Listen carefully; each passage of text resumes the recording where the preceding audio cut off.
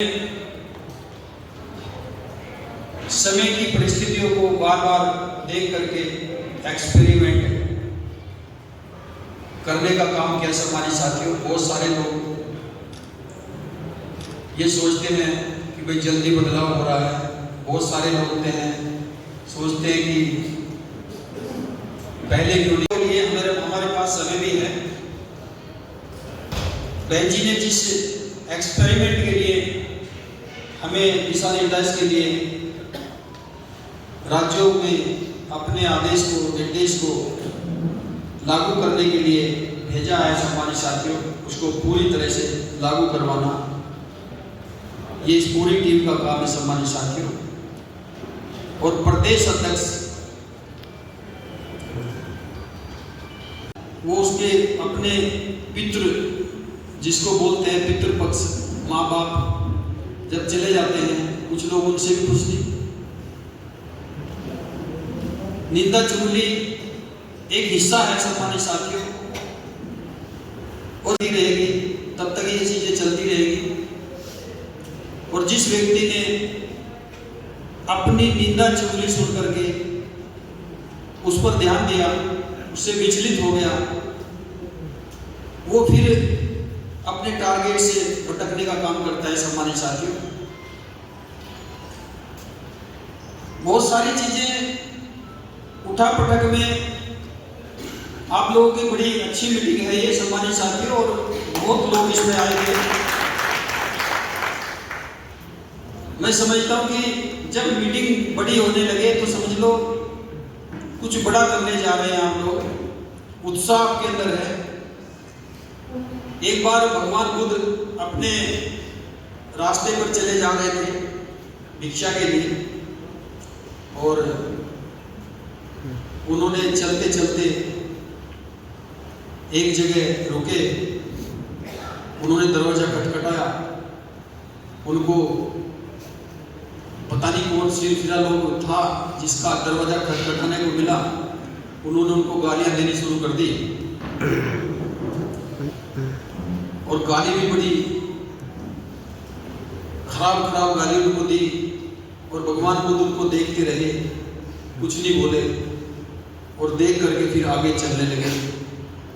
उन्होंने कहा भाई आपको हमने इतनी गाली दी, इतनी सड़ी सड़ी गाली दी, आप कुछ नहीं बोल रहे, आप चल दिए। उन्होंने कहा भाई कुछ नहीं बोले। फिर उन्होंने कहा, फिर गालियां देने लगे, भाई तुम्हें समाज सुनाई नहीं देता, इतनी गालियां दे रहे, तुम जवाब नहीं दे रहे कुछ। उन्होंने कहा कि भाई मुझे इस जवाब की जरूरत ही नहीं है, मुझे जिस चीज की जरूरत थी वो मिली नहीं। मैं पीछे हटाया है, वो मेरे लिए प्रसाद लेकर के आए, मुझे नहीं पता था प्रसाद था क्या था। उन्होंने प्रसाद देने का काम किया, उसको उसकी इच्छा मुझे नहीं थी, और हमने वो प्रसाद को लेकर के वैसे ही छुआ, और हमने उसको कह दिया कि भाई अपने बच्चों में बांट दो। और हम आपको भी, आपने हमें गालियां दी, हम आपको भी यही कहना चाहते हैं कि आपने जो दिया हमने लिया नहीं। जिस तरह उन्होंने प्रसाद अपने बच्चों में बांट दिया, इसी तरह हम कहना चाहते हैं कि जो आपने हमें दिया हमने लिया नहीं, आप भी अपने बच्चों में सुरक्षित बांट दीजिए और आगे चल के पैरों में पड़ गए। सम्मानित साथियों, जैसे संस्कार, जैसा सॉफ्टवेयर तैयार करेंगे अपने बच्चों के लिए, जैसे हम लोग हमारे विचार होंगे, हम अपने बच्चों को वही परोस करके देंगे। जैसे सॉफ्टवेयर हम तैयार करेंगे हमारे अंदर होगा, वैसे ही डायफ्राम हम आगे अपने बच्चों को देंगे, हमारी पीढ़ियां भी वैसे ही होगी। हम जिस मुकाम पर चलने का काम करते हैं, वो सामाजिक क्षेत्र हो, राजनीतिक क्षेत्र हो, या धार्मिक क्षेत्र हो, आध्यात्मिक क्षेत्र हो, किसी भी क्षेत्र में हम जैसा करेंगे वैसा ही हमें उसका रिजल्ट मिलेगा। अगर आज की पीढ़ी, हम जितने लोग हैं, बाबा साहब के लिए मानदार साहब श्री कांसीराम जी के पद चिन्हों पर चल करके उनकी त्याग और तपस्या को आगे बढ़ाने के लिए हम लोगों ने एक संकल्प लिया है कि हम लोग इस देश में समतामूलक समाज की स्थापना करने के लिए बहुजन समाज पार्टी का शासन लाने का काम करेंगे। ये हम लोग संकल्प ले रहे हैं, और जब ऐसा संकल्प ले रहे हैं तो वैसे ही हमें सोच डेवलप करनी पड़ेगी। अपना समय अगर हम लोग बहानेबाजी में या झूठ बोल करके या भ्रमित करके अगर समय खराब कर रहे हैं, तो ये हम अपनी आने वाली पीढ़ी को ट्रांसफर कर रहे हैं सारे विचार। जैसा करेंगे वैसा ही हमारे अगली पीढ़ी के सामने आना है, क्योंकि विचार हमने वैसे ही दे दिए। इसलिए सम्मानित साथियों, हम आज की डेट में हमारे पास बहुत समय है। जैसा बहन जी ने कहा है कि भाई स्ट्रक्चर तैयार करो। इस जिला कमेटी, बूथ कमेटी और सेक्टर कमेटी का जो कार्य आपको दिया गया है, इस कार्य को हमें और जो मंच पर लोग हैं, स्टेट के लोग हैं, और जो हमारी जिला कमेटी, जिला प्रभारी, विधानसभा प्रभारी, विधानसभा कमेटी, इसको सेक्टर पे उतर करके अगर हम ये सोचें कि विधानसभा का अध्यक्ष या विधानसभा की कमेटी सेक्टर बनाने का काम करेगी, फिर आप सेक्टर कभी नहीं बना सकते। फिर सेक्टर नहीं बनेंगे। एक एक स्टेट के व्यक्ति को, यहां तक कि जो स्टेट के प्रभारी और सेंटर के प्रभारी हैं, उनको भी सेक्टर में जाकर के इस हार्ड वर्क में योगदान करना है। क्योंकि हमारा जो सेक्टर का अध्यक्ष है, आज की डेट में हमें उसका मनोबल बढ़ाना है, और उसका मनोबल तब बढ़ेगा जब हम लोग वहां पर जाकर के उसका सम्मान करने का काम करेंगे, सम्मान से पुकारने का काम करेंगे, उसको आगे बढ़ने की प्रेरणा देंगे।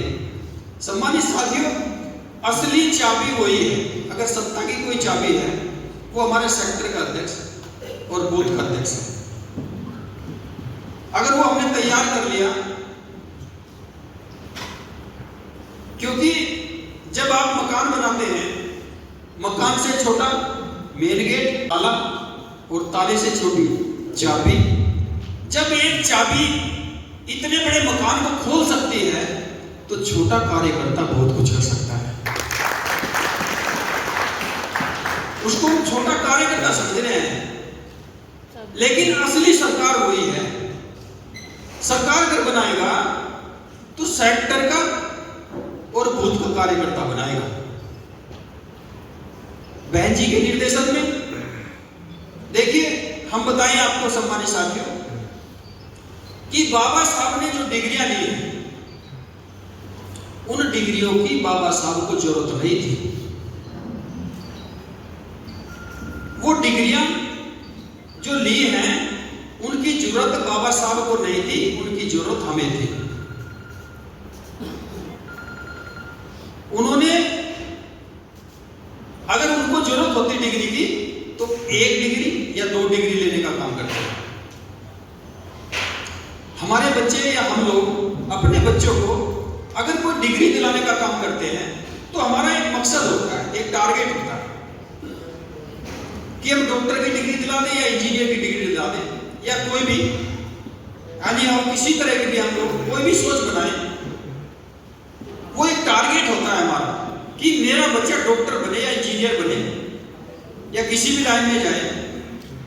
हमने एक टारगेट बना लिया, और उसी तरह से हम अपने बच्चे को डिग्री दिला करके नौकरी लगवाने का काम कर लेते हैं। बहुत सारे नहीं भी लगते, लेकिन हमारा टारगेट एक हो। बाबा साहब का टारगेट अगर खाली इतना होता कि अपने परिवार को पालना है या अपने रिश्तेदारों को ही देखना खाली, तो वो भी 1 डिग्री या 2 डिग्री लेकर के अपने परिवार को परिपक्व करके उसको ऊंचाइयों तक, बुलंदियों तक देखने का काम करते हैं। उन्होंने ऐसा नहीं किया। वो अलग अलग तरह की डिग्रियां जैसी परिस्थिति आती रही, उन परिस्थितियों के अकॉर्डिंग उन्होंने वो डिग्रियां लेते रहे। और इतने बड़े भारत के लोगों को, जिन लोगों को जिस कैटेगरी को जैसी जरूरत थी वैसी डिग्री, वैसी पढ़ाई करते रहे, और उनके लिए वो लोग अपने जीवन को बलिदान करते रहे। इसी तरह सम्मानित साथियों, माननीय साहब श्री काशीराम जी जब भारत के अंदर इस मूवमेंट में उतरे, अगर वो चाहते कि अपने परिवार को या अपने रिश्तेदारों के लिए मुझे काम करना है, तो उन्हें नौकरी छोड़ने की जरूरत नहीं थी। फिर तो उतना बहुत था, क्लासमैन अधिकारी अपने परिवार का, अपने रिश्तेदारों को भला कर सकता था, लेकिन नहीं। उन्होंने अगर इस मूवमेंट में काम किया है, अपने लिए नहीं किया। उन्होंने मूवमेंट में काम हमारे लिए किया, आपके लिए किया, सम्मानित साथी, हमारे बच्चों के लिए किया। आदरणीय बहन कुमारी भारती जी ने जितना बलिदान अपने पूरे जीवन को लगाया है, सम्मानित साथियों, हमें जरूरत नहीं है। क्या आप लोग समझते हैं बहन जी की जरूरत नहीं है? बहुत सारे लोग कहते हैं भाई बहन जी घर से बाहर नहीं निकलते। हम कहते हैं सम्मानित साथियों, बहन जी को आज भी पीएम बनने की, सीएम बनने की जरूरत नहीं है। हमें जरूरत है बहन जी सीएम बने या पीएम बने, हमारे बच्चों को जरूरत है। सम्मानित साथियों, इस समाज की बात उसी को सौंपी जाएगी जिसका कार्य आप लोगों ने देख लिया, और बहन जी का कार्य, बहन जी की सरकार आप लोगों ने भली भांति देख चुके सम्मानित साथियों। इसलिए एकमात्र नेता हमारी ऐसी है जिनके ऊपर हम अपने बच्चों के भविष्य का पूरा विश्वास कर सकते हैं कि बहन जी हमारे बच्चों के लिए आज धर्मों में आपको भटका करके ये सरकारें आपका समय भी खराब कर गई सम्मानित साथियों, और हमें भटका करके दूसरी तरफ, दूसरी लाइन पे ये डालने का काम कर रही है।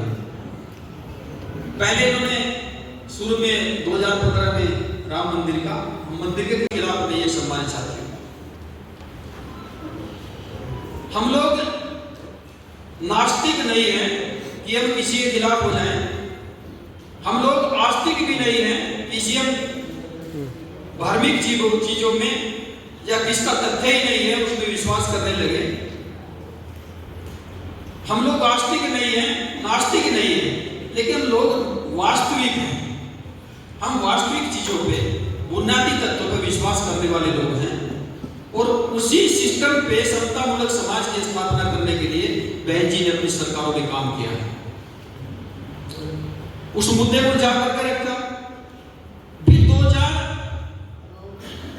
2016 में 8 नवंबर 2016 को नोटबंदी भारतीय जनता पार्टी ने लागू की सम्मानित साथियों। उसमें सभी लोग लाइन में लगे रहे। उसके बाद सम्मानित साथियों फिर जीएसटी लागू कर दी 1 जुलाई 2017 को। उस जीएसटी में व्यापारी आज तक उलझा है। व्यापारी को यही नहीं पता, मकड़ी का जाल कैसे बुन दिया। उस मकड़ी के जाल को सुलझाने के लिए व्यापारी आज तक ये समझ रहा है कि जाल को सुलझाऊं तो किधर से शुरू करूं। उसका सुलझाने का तरीका ही पता लग रहा सम्मानित साथियों। और सपने दिखाने वाली बात, ख्वाब दिखाने वाले सपने, कभी काले धन की बात करते हैं, कभी लव जिहाद की बात करते हैं, कभी घर वापसी की बात करते हैं सम्मानित साथियों, कभी अच्छे दिन की बात और मन की बात तो आज तक खत्म नहीं हुई, चली रही। अब एक नया फार्मूला आपके बीच में दिया है जिसका हम स्वागत भी करते हैं। जातिगत जनगणना।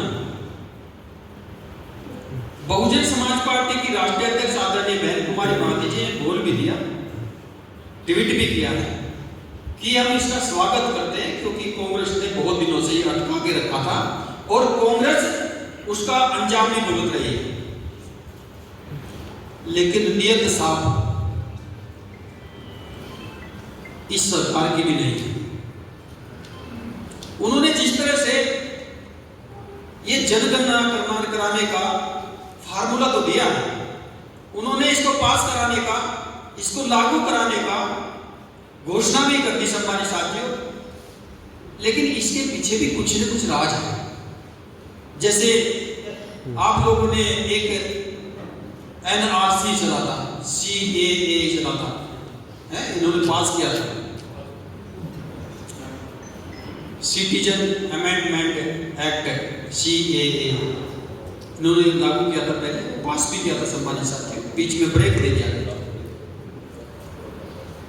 उसी पैटर्न पे जब जातिगत जनगणना होगी यहाँ पे,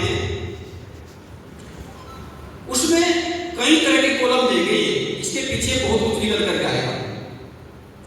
इतने कॉलम देंगे उस फॉर्म में कि आम आदमी उलझ जाएगा कि हम कौन सा कॉलम भरे, कौन सा ना भरे, और उसी के माध्यम, उसी में ये ऐड करके चलेंगे।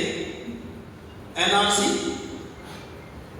एक फॉर्म होगा, जिसके पास आधार कार्ड, जाति का जो प्रमाण पत्र होता है, जाति का प्रमाण पत्र, पूरे डॉक्यूमेंट जिसके होंगे कि मैं यहाँ का मूल निवासी हूं, उसकी काउंटिंग जातिगत में होगी। और जिसके पास डॉक्यूमेंट नहीं होंगे उसको 2 साल तक 3 साल तक लाइन में भीड़ लगना पड़ेगा। यानी कि दोबारा से एक चैप्टर लाइन में लगने का शुरुआत कर दी। सीधे तौर पे नहीं करेंगे, इसी कार्य को 1 साल में पूरा कर सकते हैं। इतनी बड़ी मशीनरी, इतने बड़े सरकारी तंत्र हमारे पास है कि 1 साल में बड़े आराम से पूरा किया जा सकता है, लेकिन नहीं करेंगे। और जिसके पास डॉक्यूमेंट्स पूरे नहीं होंगे उससे फॉर्म भरवाया जाएगा, सिटीजन अमेंडमेंट एक्ट, यानी उससे एक फॉर्म भरवाया जाएगा कि आप एक फॉर्म भरो, इस पे साइन करो कि मेरे पास कोई डॉक्यूमेंट्स नहीं मिला, मुझे यहाँ पे रहने का, निवास करने का अथॉरिटी मिल जाए, और उसको अस्थायी तौर पे वहां पे रहने की अथॉरिटी मिल जाएगी। लेकिन जैसे ही वो फॉर्म भरेंगे, जैसे ही उस फॉर्म पे दस्तखत करेंगे, वो एक किस्म से प्रवासी कहलाएंगे। इनलीगल नहीं, इनलीगल हटा दिया, नाम बदल दिया, बात हुई है। और प्रवासी को ना वोट डालने का अधिकार होगा। पहले नंबर पे जब जनगणना खत्म हो जाएगी, पहले नंबर पे करेंगे कि उसका वोट डालने का अधिकार खत्म, और दूसरे नंबर पे आरक्षण, किसी भी स्थिति में, शिक्षा में, नौकरी में, किसी भी तरह से आरक्षण को खत्म, क्योंकि उसके पास मूल निवासी बनने का, साबित करने का कोई डॉक्यूमेंट वो नहीं दे पाया। तो इस तरह से दोनों योजना आपकी इनकी काम करेगी, NRC, CAA और जनगणना, ये तीनों के माध्यम से कम्युनिकेशन बना करके इसको उठाने का काम करेंगे। और सम्मानित साथियों, हम भी यही हैं, आप भी यही हैं। जब सरकार ने इतनी बड़ी योजनाएं जितनी चलाई हैं, उसमें अभी तक लाइन ही लाइन लग रही है, तो इन पे पूरी तरह से आंख बंद करके अभी कोई भरोसा नहीं किया जा सकता। बिल्कुल अपने डॉक्यूमेंट्स पूरे करो, अभी से कंप्लीट करो, कोई विश्वास करने की जरूरत नहीं। सम्मानित साथियों, कब किसको उस लाइन से बाहर कर दें इस सरकार का कुछ पता नहीं है। इसी तरह सम्मानित साथियों, हमारे साथ धोखा कांग्रेस ने इनडायरेक्ट में बहुत सारे धोखे किए हैं, समाजवादी के साथ मिलकर के या दूसरी पार्टियों के साथ मिलकर के कई तरह के धोखे हमारे साथ सम्मानित साथी हुए। कांग्रेस ने जिस टाइम पे सदन में एक बिल पास हो रहा था, प्रमोशन का बिल, पदोन्नति में बिल, जो समाजवादी के एक नेता ने, वो तो एक मोहरा था, लेकिन मुलायम सिंह यादव, अखिलेश यादव, उन्होंने इस बिल को सदन के अंदर बढ़वाने का काम किया था। याद करो, हमें याद करना चाहिए। बहुत सारे लोग कांग्रेस की तरफ जाकर के देख लिया हम लोगों ने, पूरे जोर लगा दिए, ऐसा गठबंधन फेल किया है सम्मानित साथियों। हमारे जितने बहुत सारे लोग जो नेगेटिविटी फैलाने वाले थे, पूरा जोर लगा दिया। भाई साहब, हरियाणा में सरकार तो नहीं बनी, कांग्रेस की सरकार तो नहीं बनी, जोर बहुत लगा दिया नेगेटिविटी लोगों ने। लेकिन सम्मानित साथियों, क्या कभी ये अपने आप में आप लोग सोचते हैं, क्या उन लोगों ने कभी सोचा है किसके साथ धोखा कर रहे हैं? पदोन्नति में आरक्षण का बिल सरकार में फाड़ा गया कांग्रेस की से, लागू किसने किया था? पदोन्नति में आरक्षण बहन जी ने किया था। बहन जी ने लागू किया, उन्होंने खत्म करने का काम किया। बहन जी ने सरकारी ठेकों में आरक्षण दिया और समाजवादी ने खत्म करने का काम किया। कांग्रेस की सरकार में, कांग्रेस की गठबंधन की समाजवादी साथ उनका समर्थन, उसने उसको खत्म करने का काम किया। जिस गरीब के पास, SC ST के पास जमीन हुआ करती थी सम्मानित साथियों, उत्तर प्रदेश के अंदर, वो बेच नहीं सकता था उसको। वो जमीनें इसलिए थी, वो बहन जी ने पट्टे इसलिए दिए थे कि ये पट्टे इनकी जनरेशन के काम आएंगे। बहुत सारी चीज खर्च कर लेगा, बहुत सारी चीजें, क्योंकि हमारे लोगों में सम्मानित साथियों स्थिति का पता ही आप लोगों को, थोड़ी सी मदद पड़ी या दूसरे लोग उसको भ्रमित करेंगे और उसके जमीन ले लेंगे। थोड़ी जमीन है, किसी के पास 20 बीघे, किसी के पास 10 बीघे, छोटे छोटे पट्टे थे। बहन जी ने जो पट्टे देने का काम किया, SC ST को जो पट्टे दिए, उस पट्टों पे जो बैन था उसको हटाने का काम कांग्रेस और समाजवादी पार्टी ने किया। भविष्य उजाड़ा। और सम्मानित साथियों, जो छात्रवृत्ति हमारे बच्चों को मिलती थी, SC ST में छात्रवृत्ति, उस छात्रवृत्ति को खत्म करने का काम किया समाजवादी सरकार ने, अखिलेश ने, जो आज बाबा साहब के इस तरह तस्वीर लगा करके पेश करते हैं सम्मानित साथियों। बहुत सारे ऐसे भाव हैं जिनकी पीड़ा भरी नहीं जा सकती। और सम्मानित साथियों, विदेश में जो बच्चे हमारे पढ़ने जाते थे, उनको भी छात्रवृत्ति मिलने का प्रावधान बहन जी ने किया था कि जो बच्चा विदेश में बड़ी डिग्री लेने कर जाएगा, उसका खर्चा सरकार उठाएगी। उसको भी खत्म करने का काम कांग्रेस ने किया। और सम्मानित साथियों, आदरणीय बहन जी ने अपनी सरकार में विधवा विकलांग को एक अनुदान देने का काम किया, अनुदान। और बहन जी ने जो बच्ची, जो बेटी किसी के घर में पैदा होती थी, उसका 1 लाख का इंश्योरेंस पैदा होते ही बहन जी ने ये आदेश पारित किया कि जिसके घर में बेटी पैदा होगी, उसका 1 लाख का इंश्योरेंस उसी टाइम से लागू हो जाएगा। जैसे ही सरकार बदली, समाजवादी सरकार आई, सम्मानित साथियों, वो कानून उन्होंने बंद कर दिया। क्या हमारी बेटियों को भी उन्होंने कुछ बिगाड़ा है? क्या उन बेटियों, जो बेटी इस दुनिया में आई है, उनको कुछ पता नहीं भाई सरकार का क्या बिगाड़ा? उन हमारे बच्चों के भविष्य को खिलवाड़ करने के लिए बात ये नहीं है कि उन्होंने भविष्य उजाड़ा। सिस्टम ये है सम्मानित साथियों कि बहन जी ने जिन जिलों के नाम बदले, जो जिले बनाए, वो बनाए महापुरुषों के नाम पे। उनका कुछ रिवीजन था, एक सिस्टम ये बना था बहन जी ने कि मैं जिन जिलों के नाम बनाऊं, वो जिलों के नाम हजारों साल से जो लोग, जो महापुरुष हमारे, जिनका नाम दबाने की कोशिश की, जिनका नाम ये सरकारें लेने का काम नहीं करती थी पार्टियां, उनका नाम को दबाया गया।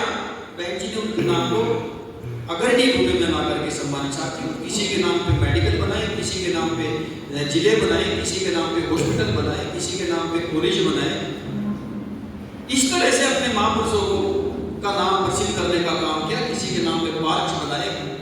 तो सम्मानित साथियों, उन सबके नाम बदले गए। किसने बदले? समाजवादी सरकार ने। उसमें सह किसकी? कांग्रेस की। इसलिए हमारे सामने सम्मानित साथी जो परिस्थितियां हैं कांग्रेस की और भारतीय जनता पार्टी की, चाहे वो समाजवादी पार्टी हो, हमारे लिए तो एक नागनाग और दूसरी सांपनाग। हमें अपने बच्चों को ये समझाना होगा सम्मानित साथियों कि हमारे बच्चे जिस पैटर्न पे चल रहे हैं, जो बच्चे हमारे हुड़दंगबाजी में जाकर के हमारे बीच में कुछ ऐसे नेता पैदा हो गए, छोटे छोटे संगठन पैदा हो गए। उन छोटे छोटे संगठनों ने हमारे सिस्टम को, यानी कि जो हमारा बहुजन समाज पार्टी का मिशन ताकत में आता, उस ताकत को कमजोर करने के लिए बहुत सारे एक्सपेरिमेंट वो लोग भी कर रहे हैं। चाहे वो अठावले के रूप में हुआ हो, चाहे उदित राज के रूप में हुआ हो, चाहे रामविलास पासवान के रूप में हुआ हो, और सम्मानित साथियों चाहे वो आज के हालात के रूप में हुआ हो। छोटे छोटे संगठन बना करके विरोधी पार्टियां हमारी बहुजन समाज पार्टी को कमजोर करने में लगी हुई है। और जब हमारे अंदर इतनी घुटन है, इतनी पीड़ा आपके अंदर है कि हमारी पार्टी कमजोर ना हो जाए, हम पहरा देने के लिए तत्पर खड़े हैं, हमारे अंदर इतना दर्द है, तो बहन जी कैसे झेल रही होगी पूरे देश का दर्द। कल्पना करो सम्मानित साथी, जिन्होंने पूरा जीवन लगा करके सिस्टम को खड़ा किया, सम्मानित साथी, वो कैसे इस पीड़ा को झेल रही होगी। छोटे छोटे संगठन में बांट करके जब संगठन तैयार करते हैं, हमारे लोग तैयार छोटे संगठन को खड़ा करते हैं, बात करते हैं बहुजन समाज पार्टी की, संगठन खड़ा करते समय बात करते हैं महापुरुषों की, बात करते हैं बाबा साहब की, माननीय साहब श्री काशीराम जी की, और जय जयकार करते हैं बहन जी की। और जैसे उनका संगठन थोड़ा वजूद, वो अपनी पार्टी को, अपने संगठन को लेकर के बहुजन समाज पार्टी को कमजोर करने के लिए दूसरे के खेमे में खड़ा होने का काम करते हैं। सिस्टम देखो, हम समझ नहीं पाते। बात वो शुरू करेंगे महापुरुषों के नारों से, हम समझेंगे कि महापुरुषों के नारे लगा, काशीराम बन रहा है, काशीराम जी के नारे लगा, बहन जी जिंदाबाद के नारे लगा, संगठन दूसरा चला। हम सोचते हैं संगठन तो बड़ा ही दूसरा हो, कोई बात नहीं, दूसरा संगठन तो चला रहा है, लेकिन नारे तो बहन जी के लगा रहा है। हम समझ नहीं पाते सम्मानित साथियों, उसके अंदर की गंदगी को जो दिमाग में भरी होती है सम्मानित साथियों, उसको हम समझ नहीं पाते कि महापुरुषों की आड़ में, बहन जी की आड़ में, बहुजन समाज पार्टी की आड़ में वो बहुजन समाज पार्टी को तोड़ने का काम कर रहा है। हम समझ नहीं पाते, इस पे गौर करना पड़ेगा। हमें अपने बच्चों को उस हुड़दंगबाजी से बाहर निकालना पड़ेगा, जिस हुड़दंगबाजी में जाकर के हमारे बच्चों के ऊपर मुकदमे लग रहे हैं, उनका भविष्य खराब हो रहा है, वो बिजनेस करने लायक नहीं है, वो नौकरी करने के लायक नहीं है, वो समाज में बैठने तक के लायक नहीं रहते। दूसरे समाज में, हमारे समाज में बहुत बड़ी खाई हो गई सम्मानित साथियों।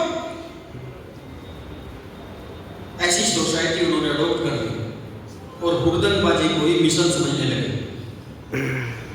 ये मिशन नहीं है। हमें, हमारी जिम्मेदारी है अपने बच्चों को संभालना। अगर अपने बच्चों को हमने संभाल लिया, उनको छोटी छोटी मीटिंगों में जाकर के, तो सम्मानित साथियों दोबारा से बहुजन समाज पार्टी खड़ी हो जाएगी और हमारे बच्चों का जो भविष्य है वो सुरक्षित हो जाएगा।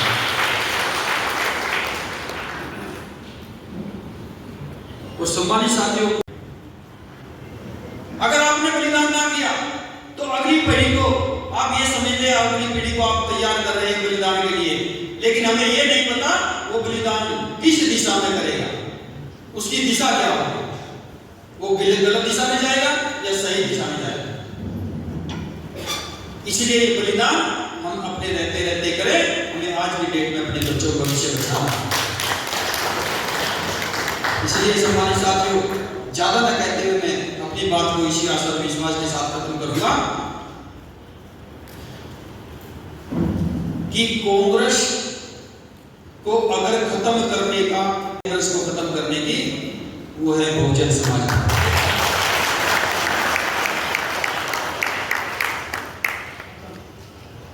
और अगर भारतीय जनता पार्टी को कोई खत्म कर सकता है, दूसरा नंबर उसी का सम्मानित साथियों।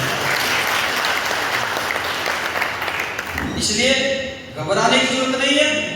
समय की परिस्थितियां हैं, राजनीतिक परिस्थिति कभी कभी 1 घंटे में चेंज हो जाती है। घबराने की आवश्यकता नहीं है। हमारा समय भी आएगा सम्मानित साथियों, आज नहीं तो कल आएगा।